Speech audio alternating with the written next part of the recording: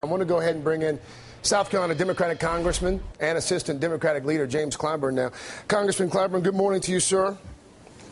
Good morning. Thank you so much for having me, Craig. The latest poll numbers show that the President and Romney locked in a dead heat over the biggest concern for voters, the economy. Unemployment in your state down, still above the national average, though. There continue to be signs that the national economy is improving, but I want to start with you exactly where I just left off with Steve. If voters ultimately decide, especially in some of these swing states like Pennsylvania and Ohio, if they decide that Mitt Romney is better suited to handle the economy, can the president still win in November? Well, thank you for having me once again.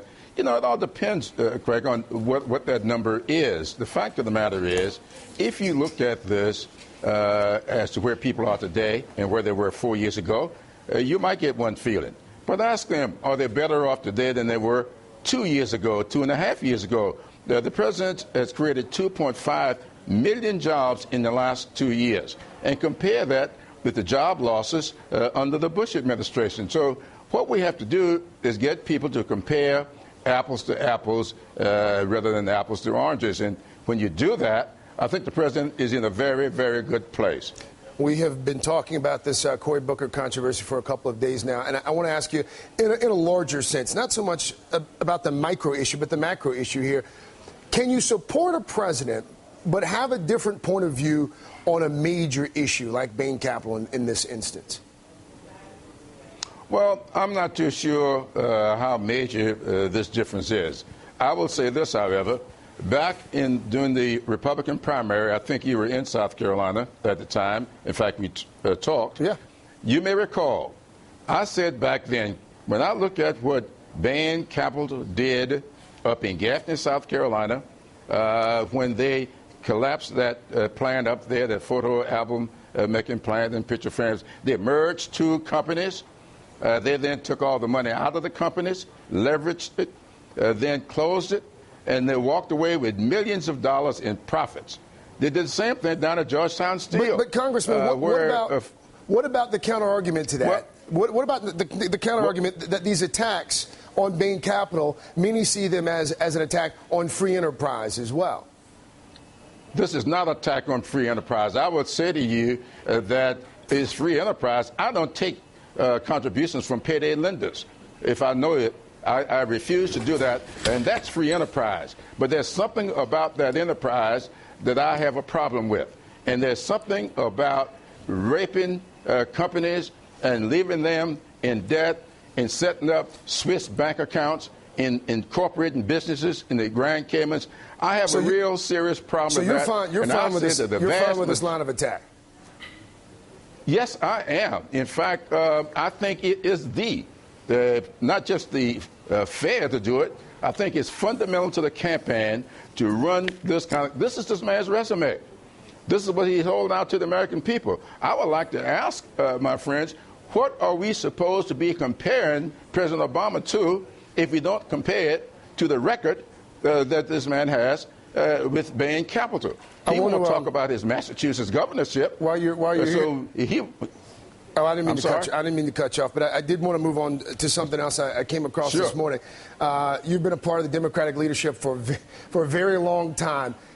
Piece in Politico this morning, Democratic leadership now complaining that they have not, in some cases, spoken to the president in months. In fact, Senator Jeff Bingaman, chairman of the Energy and Natural Resources Committee, the president's go-to guy on gas prices, saying that the president, quote, is not as engaged since the campaign has started. Have you found the same problem? No, I have not. I spoke with the president by phone several days ago. I have not visited with him in the last several months, but I've been busy and he's been busy. But we have talked about by phone, and I do believe that the president is engaged. I've watched what he's doing. I'm talking to his staff all the time. He's got people up on the Hill all the time. Yeah. I think that a lot of times people feel, I find it in my own office, they feel if they aren't talking to me, then it's not doing them any good. People's feelings get hurt pretty easily down the Hill, huh? Yes. I mean, I hire staff because I can't do it all myself. While I have the president can't talk.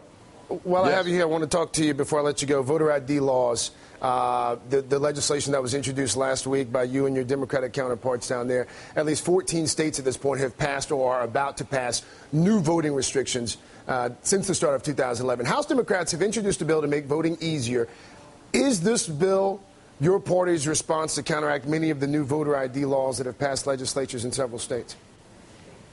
Yes, it is, because we do believe that what we see now is a hodgepodge. You just mentioned 14 states. I think that it's up to around 30 states that have introduced some form or another. We cannot have voting on a state-by-state approach. States' rights, you saw what it got us in the last century. I believe that we have to be very, very careful when we're dealing with fundamental rights like voting. That's why we want to nationalize voter registration and voter participation, because we cannot afford to go back to a state-by-state approach to voting, which is the reason my parents were not allowed to register in South Carolina when both of them were college educated. Thank you so much, Congressman. Before, yes or no, really quickly here, you and I are both quite familiar with the makeup of the United States House of Representatives. Realistic chance at all that this even gets out of committee? Oh, no, no way. Okay. That's not the purpose here. The purpose is for people symbolic. to know that we are fighting to keep their franchise and that we're going to fight this campaign on it. Thank you so much, Congressman Clyburn. Always a pleasure. Thank you for your time today. Be well, sir. Thank you.